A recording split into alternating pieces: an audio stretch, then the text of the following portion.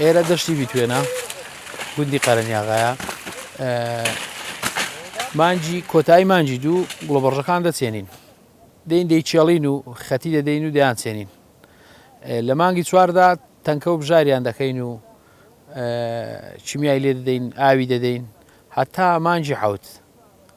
مانجی حوت تقریبان لە پێنجی حوت وانە گوڵبڕژە وەختی لێکردنەوە شتی دێت ڕۆژی یەکەم دەین لی دەکەینەوە بە هەرەوەس لی دەکەینەوە بۆ ڕۆژی دواتر دەیچێشینەوە بۆی تۆزە چرز بێ بۆ کوتانەوەی بۆ داتەکاندن خۆشتر بێ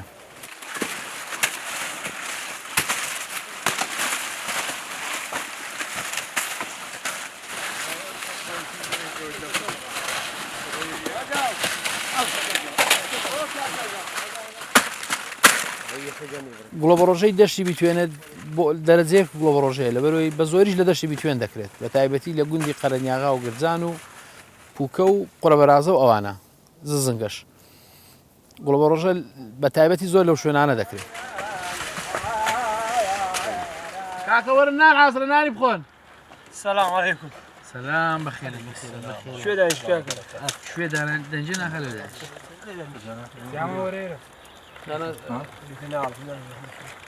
قاشە هیوازی زۆر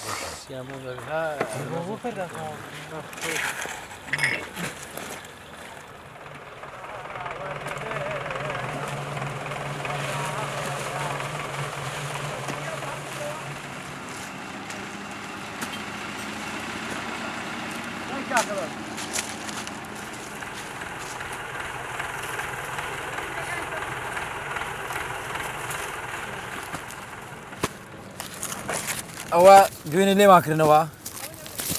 دەبێت ڕۆژێکیش لەبەر تاوێ بن بۆ ئەوەی ئاسان بکوتکرێنەوە ئێستاش دابینەوە بۆ سە خەرمانێ شەوێش بە هەرەوەس ئیشەڵا دەیانکوتینەوە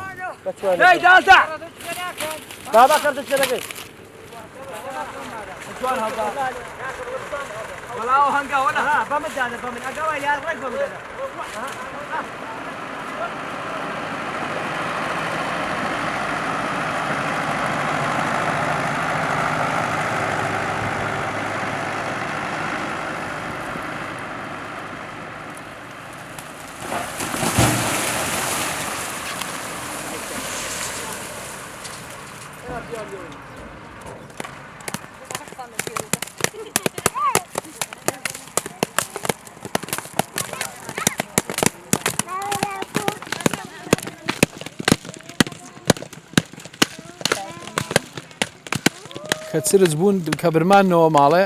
ئەوە خسەر خەرمانێ لەسەر خەرمانە بۆی چرج بن بە هەرەوەز بیان کوتینەوە بەژن و بە پیا و شەو هەتا سەعات 12 هەرەوەزی بۆ دەکەیت شەو هەیە 5 عارەبانە 6 عارەبانە تا 10 عارەبانەش دەکوترێتەوە